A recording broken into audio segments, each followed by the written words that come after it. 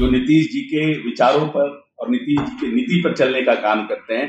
ये हम सब की जवाबदेही और जिम्मेवारी है कि बाबा साहब भीमराव अंबेडकर की जयंती को हम सब धूमधाम से मनाएं। लेकिन पहले की तरह नहीं है कि सरकार संपोषित अपराध हुआ करता था और सरकार के लोगों का संरक्षण प्राप्त होता था। हमारी पार्टी में ऐसा नहीं है, जिसको अपराधियों को संरक्षण देने का आरोप हो। लेकिन क्या इन घटनाओं में राजनीतिक साजिश है? क्या होली के बहाने सरकार को बदनाम करने की? नोरमा ग्रुप, जो सोचता है वो करता है। आपके अपने सपनों का आशियाना। पार्टी के नेता माननीय मंत्री अशोक चौधरी जी, पार्टी की नेत्री माननीय पूर्व सांसद अस्मेक देवी जी, मुख्यालय प्रभारी वासुदेव कुशवाहा जी, ओंकार जी और आप उपस्थित मीडिया के, print media, electronic media, social media, छायाकार साथी, सभी साथी, आप सबों का हार्दिक अभिनंदन, स्वागत करता हूं। जैसा कि आप सभी जानते हैं, डॉक्टर भीमराव अंबेडकर जी का जयंती 14 अप्रैल, जो अब कुछ ही निकट समय आ गया है, हर वर्ष हमारी पार्टी इस समारोह को, उस अवसर पर समारोह का मनाती आ रही। इस वर्ष भी हमारी पार्टी पूरे धूमधाम से इस कार्यक्रम को करेगी। इस कार्यक्रम का आयोजन बापू सभागार में किया जाएगा और उस अवसर पर बिहार के यशस्वी मुख्यमंत्री श्रद्धेय श्री नीतीश कुमार जी और बिहार के हमारे पार्टी के वरीय नेतागण उपस्थित होंगे और उसमें बिहार के सभी हिस्से से हमारे कार्यकर्ता शामिल होंगे। और इस कार्यक्रम जो, इसमें कहीं दो राय नहीं कि डॉक्टर भीमराव अंबेडकर साहब का जो आदर्श है, विचार है, जो सपना था, उसको धरातल पर उतारने का काम हम सबों के नेता माननीय मुख्यमंत्री नीतीश कुमार जी ने जो किया, इस स्वतंत्र भारत के इतिहास में ऐसा कोई नेता और मुख्यमंत्री कोई अन्य राज्य का नहीं, जितना काम हमारे नेता ने किया। सबसे निचले पायदान पर जो समाज, व्यक्ति, दलित, शोषित, वंचित, उपेक्षित, उनको भी विकास के मुख्यधारा से जोड़ने का काम हमारे नेता ने किया। भले ही आज महापुरुषों के नाम लेने वाले बहुत सारे राजनीतिक दल के लीडर मिल जाएंगे, लेकिन उसको व्यवहार में लाना, व्यवहारिक रूप में, और उसको उस पर अमल करना, उसको सरजमीन पर उतारना, इस सब की बस की बात नहीं। हमारे नेता ने जो किया है उसका जोर नहीं। और हमारी पार्टी और अति पिछड़ा हमारे अनुसूचित जाति प्रकोष्ठ ही नहीं, तमाम हमारी पार्टी इस कार्यक्रम को बेहतर ढंग से डॉक्टर भीमराव अंबेडकर जी के जयंती के अवसर पर एक दिन पूर्व 13 अप्रैल को बापू सभागार में भव्य कार्यक्रम आयोजन कर रही है और उसको ऐतिहासिक बनाने के लिए सब लोग उसमें शिरकत करेंगे, भाग लेंगे। और ऊपर से हमारे पार्टी के नेता माननीय अशोक चौधरी जी, माननीय मंत्री, इस कार्यक्रम को देखेंगे उसका, और सब लोग उसमें, पार्टी सब बढ़ चढ़ के सभी लोग हिस्सा लेंगे। और आगे की बात जिनका, और उस दिन 14 अप्रैल को तमाम जगह जो दलित, शोषित, वंचित जो परिवार है, सभी घर, हर घर उस दिन जयंती के अवसर पर सब लोग दीप प्रज्वलित करेंगे, दीप जलाएंगे, दिवाली के रूप में उसको मनाएंगे। हमारे सभी कार्यकर्ता जो हमारे हैं, सब लोग इस कार्यक्रम को आयोजन करेंगे और उसके इस विशेष चर्चा के लिए आप लोग को ब्रीफ करने के लिए हम माननीय मंत्री अशोक चौधरी जी को दे रहे हैं। उनके राज्य में अगर अपराध पर डिबेट हो रहा है, अपराध के मुद्दे पर वो कैसे कोशिश हो रही है, कैसा लगा? देखिए, हम लोगों की जब से सरकार आई, नीतीश जी की जब से सरकार आई, स्पीडी ट्रायल, ये नीतीश जी का कॉन्सेप्ट है कि अगर कोई क्राइम बढ़ता है तो क्राइम में पकड़ाता है तो हम उसको स्पीडी ट्रायल करके जल्दी से जल्दी सजा दिलाएं। और इसके पूर्व की जो परिस्थितियां थी, आज जो लोग उद्योग पर बहस कर रहे हैं, सब्सिडी की बात कर रहे हैं, SITV की बात करते हैं, इसके पहले तो जितने उद्योग थे इस प्रदेश के और जो औद्योगिक घराने थे वो तो सब अपना लकड़ी लोहा लेके भाग गए थे। वो यहाँ था कहाँ? आप तो खुद उस समय के इतने बड़े पत्रकार रहे हैं, आप बताइए कि क्या परिस्थिति। कोई बड़ा डॉक्टर यहाँ था, कोई गाड़ी खरीदना चाहता था, क्या इतना भय का माहौल था, किस तरह का आदमी, रात में कोई निकलता था उनको डर लगता था। कोई कभी कोई इंसिडेंट हो, कोई दुर्गा पूजा हो, सरस्वती पूजा हो, कोई रैली हो, रेला हो, क्या परिस्थिति रहती थी पटना में। आपको याद नहीं है कि पहली बेटी की शादी में मारुति का यहाँ का शोरूम कैसे चला गया? क्या हम तो सबको पता है कि क्या परिस्थितियां थी उस समय की। हाँ, घटनाएं अभी हमारे यहाँ कुछ हुई है, हम इसमें डिनाई नहीं कर सकते, लेकिन क्या इन घटनाओं में राजनीतिक साजिश है? क्या होली के बहाने सरकार को बदनाम करने की, इन सब पे चर्चा चल रहा है। माननीय नेता इस पर उच्च स्तरीय बैठक किया है कि क्या कैसे ऐसा हुआ।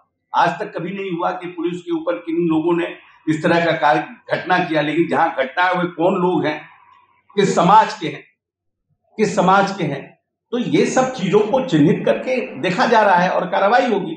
हमारे यहाँ एक भी व्यक्ति हमारी पार्टी में ऐसा नहीं है जिसको अपराधियों को संरक्षण देने का आरोप हो।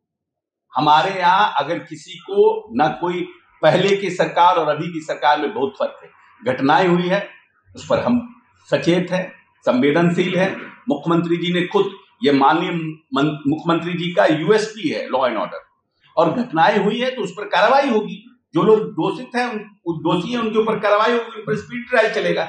लेकिन पहले की तरह नहीं है कि सरकार संपोषित अपराध हुआ करता था और सरकार के लोगों का संरक्षण प्राप्त होता था, और जो सरकार के संरक्षण के लोग थे उनके छाये में अपराध हुआ करता था।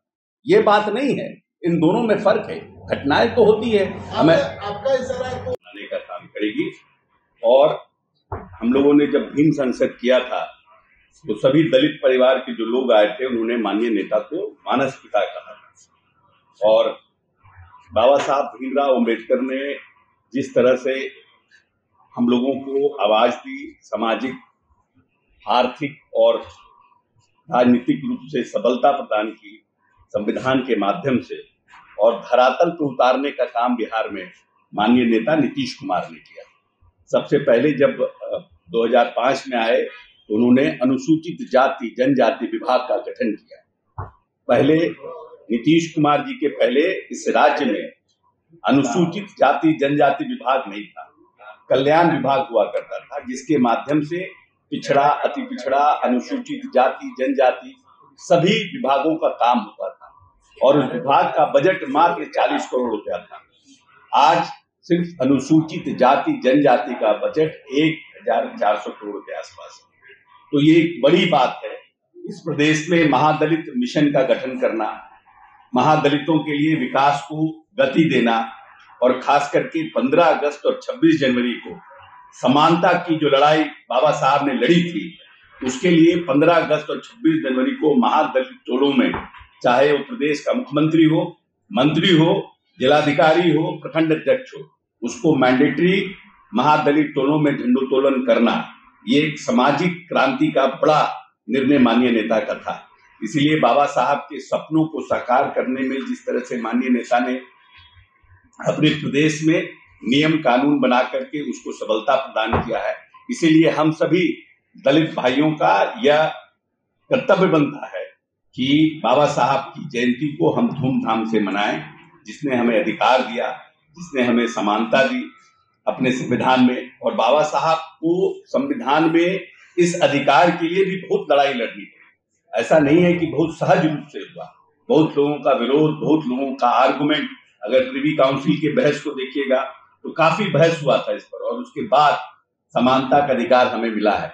इसीलिए हम सब जो लोग जो नीतीश जी के अनुयायी हैं, जो नीतीश जी के विचारों पर और नीति पर चलने का काम करते हैं। ये हम सब की जवाबदेही और जिम्मेवारी है कि बाबा साहब भीमराव अम्बेडकर की जयंती को हम सब धूमधाम से मनाएं।